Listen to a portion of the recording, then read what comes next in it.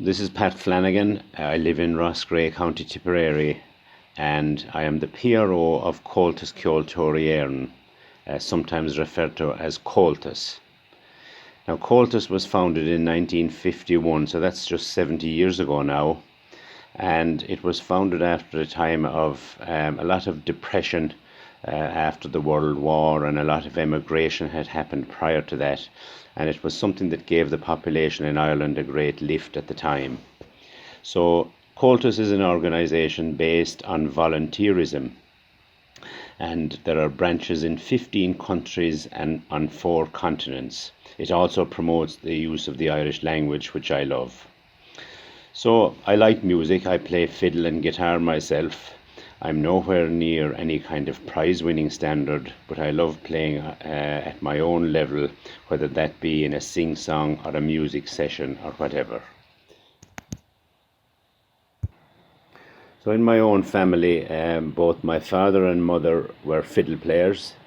My father would have learned by ear, and my mother was actually able to read the music and so on. So I had kind of the different skills available to me for people to help me out like that. And while there wasn't a lot of traditional music played just around the time I was growing up, because they were busy a lot of the time, but occasionally when the fiddles were taken down, it just prompted me to want to learn that. I went and I took lessons from Boyna Walsh in Drumculloher. Drumculloher was a little village about 4 miles away from where we lived. And then I took about 2 years lessons like that, and then I dropped it for a while. And then I was actually in my mid to late 20s when I took up the fiddle playing again in any kind of a serious way. So, but you know, in order to be able to accomplish it, you have to just keep practicing. I was born in Rathpalatine, Broadford, County Limerick in 1953. So I was the eldest of 7 children, 6 boys and 1 girl, and we lived in a dairy farm. So there was always plenty of work to be done with cows and pigs and horses and hens and all of that kind of thing. And in the 50s and 60s, obviously when you're milking cows, you're bringing milk to the creamery. So we had somebody going to the creamery every morning with the horse and cart and the churns of milk. It was a busy time like that. A lot of the work was done with horses.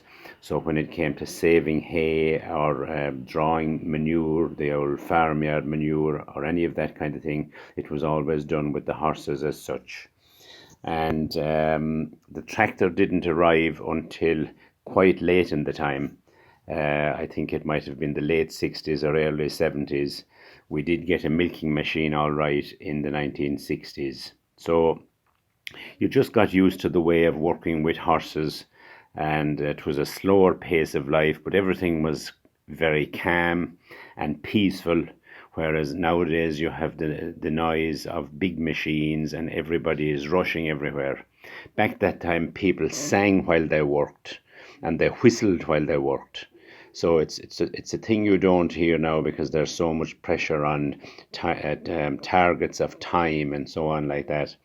So you could hear somebody maybe traveling along the roadside that time, and you'd hear them whistling a tune or singing a song at their own pace, which is maybe something that we miss in today's world. Spring was always a busy time on the farm with cows calving in particular. So you might be up at night calving the cows, and then you'd have to be up during the day to milk them and get the milk to the creamery and so on. When the milking was done, then in the summertime, you had to be careful, because if you milked too early in the evening in very hot weather, the milk could actually be sour by the time it arrived at the creamery the following morning. So it meant that in fine weather like that, you had to keep the milk in a cool place, in the shade if you could, or some farmers used to actually put the churns into a little stream or a river to keep it cool down like that. But it was just one of the things that you learned how to cope with it.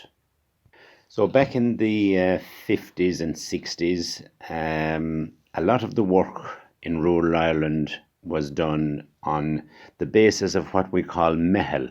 So it was people coming together to help one another with the big jobs that needed to be done. And for instance, if one farmer was saving his hay today, the other farmers would come in and help him to do that. And then likewise, when the other people were saving theirs, people would flock to their place as well. So there was a great sense of community about. And it is strange that that term was used back then in relation to working on farms where people helped out one another. And mehel is also a concept that's used in Comhaltas Ceoltóirí, where people undertake little projects and they just help one another out also in relation to it. So the big items that would have taken place on the farm requiring help like that would be the hay, number one, sometimes in relation to bringing home turf from the bog or saving it in the bog. Now, we didn't actually do turf. Also in relation to the threshing of the corn.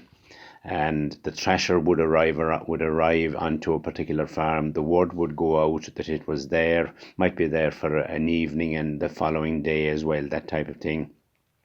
And you did need like a team of about 10 or 12 people really to man all the different parts of the thresher.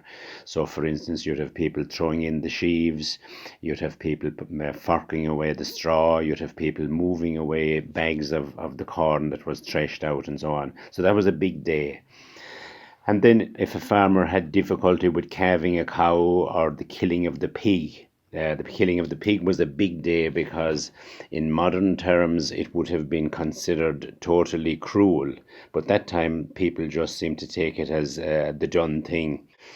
And when that day arrived, the churns that were used to bring the milk to the creamery would be filled with boiling water at the creamery and brought home, so that the pig, when the pig was killed, then it was actually dropped into a barrel of boiling water like that to make it easy to shave off the hairs afterwards. And so the other big items then, kind of biggish days, would have been, say, turning the cows out to grass in the springtime first of all, and then housing them at the back end of the year. They'd have to be dosed and stalled up and all of that kind of thing. So those were kind of big days, and as I said, neighbours would help one another if help was needed. So my secondary schooling took place in Coláiste Isagáin in Ballyvourney in West Cork. All subjects were done through Irish, and there was great emphasis on Irish, and football were the two big things. When I was in first year there, I was sitting right next to Padre Riada, who is now a famous broadcaster, and he was the son of Sean O'Riada, the famous composer. So being involved with something like traditional music, it gives you a sense of identity, number one. We're involved in the protection of something that's in our culture and our heritage, and it's something to be proud of. People who arrive into Ireland, for instance, maybe from America, and if they go to where a session is being played, they love the camaraderie and the friendship and the fun that goes with playing music, and the fact that it's something that's just amateurish, we'll say, not professional, not being paid for, and that people just enjoy it. And it's a way of preserving something in the past when we didn't have the facilities that we have today, like television programs, the Netflixes and any of that kind of stuff wasn't there, and people made their own enjoyment and their own fun. And we must remember that when it came to the 1950s, it was in danger of extinction at the time. Things like the playing of the uilleann pipes and the harp and so on.